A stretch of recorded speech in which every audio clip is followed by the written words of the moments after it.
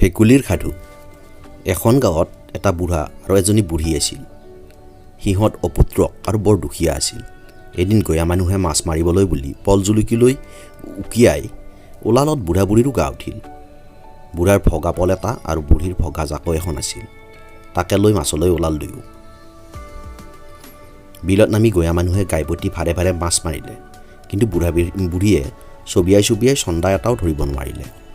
শেষত বুঢ়াৰ খং উঠি বুঢ়ীৰ সৈতে দণ্ড এখন পাতি লৈ উত্তৰা উত্তৰি কৰি বুঢ়ীৰ ওপৰত খং সাৰিবলৈ ধৰিলে।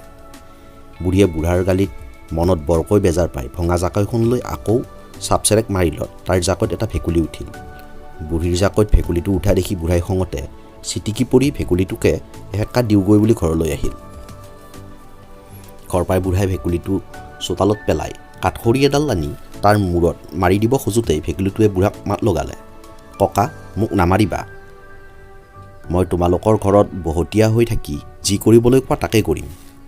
বুঢ়াই উত্তৰ দিলে, বাৰু তই মোৰ ঘৰত বহতীয়া হৈ থাকি মোক সোণৰ শালেং এটা দিবি দেখিছোঁ।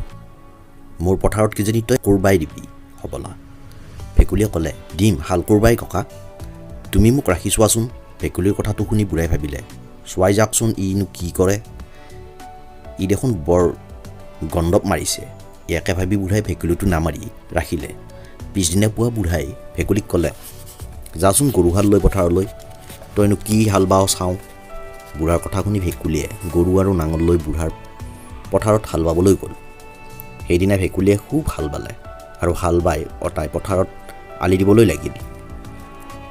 এনেতে এক ৰজাই চহৰ ফুৰিবলৈ আহি মানুহে দুনুহে ভেকুলীয়ে হাল বাই আলি দিয়া মাটিডৰাৰ ওপৰেদি গচকি আলিটো ভাঙি তহিলং কৰি গ'ল। তাকে দেখি ভেকুলীয়ে ৰজাক নথৈ গালি পাৰিবলৈ ধৰিলে। ৰজাই গালি শুনি চাৰিওফালে চাইহে চাই কোনে তাক গালি পাৰিলে। গৰুহালৰ বাহিৰে আন কাকো তাত নেদেখে। বাৰাবতী গালি পৰা শুনি ৰজাৰ অসহনীয়তা হ'ল। তেওঁ খং কৰি গৰুহালকে লৈ গুচি গ'ল। ভেকুলীয়ে এই কাণ্ড দেখি লাহেকৈ বোকাৰ তলৰ পৰা ওলাই উঠি বুঢ়াৰ ঘৰলৈ উভতি আহি বুঢ়া বুঢ়ীক সকলো ভাঙি কলত বুঢ়া বুঢ়ীয়ে বেজাৰ কৰিবলৈ ধৰিলে।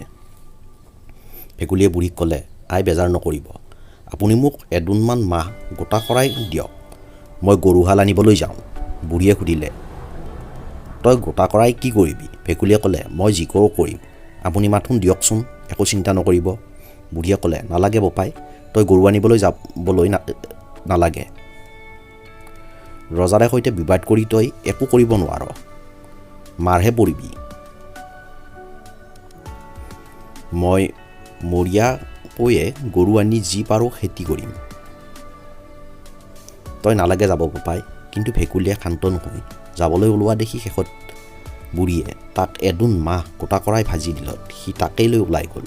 ভেকুলীয়ে জুলুঙাত মাহ গোটা কৰাই লৈ একোমুঠি খাই এই বুলি বাটে বাটে গাই যাবলৈ ধৰিলে, মাহ গোটা কৰাই খাওঁ, বাটে বাটে যাওঁ, মোৰ লগত যে আহে তাকো এগাল দিওঁ।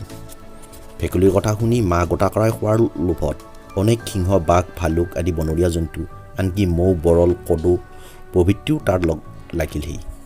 ভেকুলীয়ে সকলোকে একোকালকৈ মাহ গোটা কৰাই খুৱাই বইচ কৰি গোটেইটো ঘটনা সিহঁতৰ আগত ভাঙি কলত সিহঁতে সেই কথা শুনি ৰজাৰে সৈতে যুঁজ দিবলৈ ভেকুলীৰ লগত গ'ল। ভেকুলীয়ে আটাইবোৰ জন্তুৰে সৈতে মাটিৰ ধূলি উৰুৱাই গুজৰি গুমৰি ৰজাৰ পদূলি পাই ৰজালৈ কৈ পঠিয়ালে যে ৰজাই মোৰ গৰু উভতাই দিবনে মোৰে সৈতে যুঁজ দিব।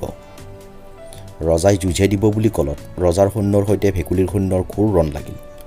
ৰণত ৰজাৰ অলেখ সৈন্য আৰু দুটা ল'ৰা মৰিলত ৰজা নিৰুপায় হৈ গৰুহাল লৈ ভেকুলীৰ ভৰিত দীঘল দি পৰিলহি। ৰজাই ডিঙিত কাপোৰ মেৰাই ভেকুলীক কাকুতি কৰিলে, যদি ভেকুলীয়ে মোক এইবাৰলৈ ক্ষমা কৰে তেন্তে মই ভেকুলীক মোৰ অৰ্ধৰাজ্য আৰু মোৰ জীক দিম। এই কথা শুনি ভেকুলীয়ে ৰজাক ক্ষমা কৰিলে আৰু ৰজাৰ জীয়েকক বিয়া কৰাই ৰজাৰ জোৱাই হৈ ৰজাৰ ঘৰতে থাকি বুঢ়া বুঢ়ীক তালৈ তুলি লৈ গৈ সুখেৰে কাল কটাবলৈ ধৰিলে।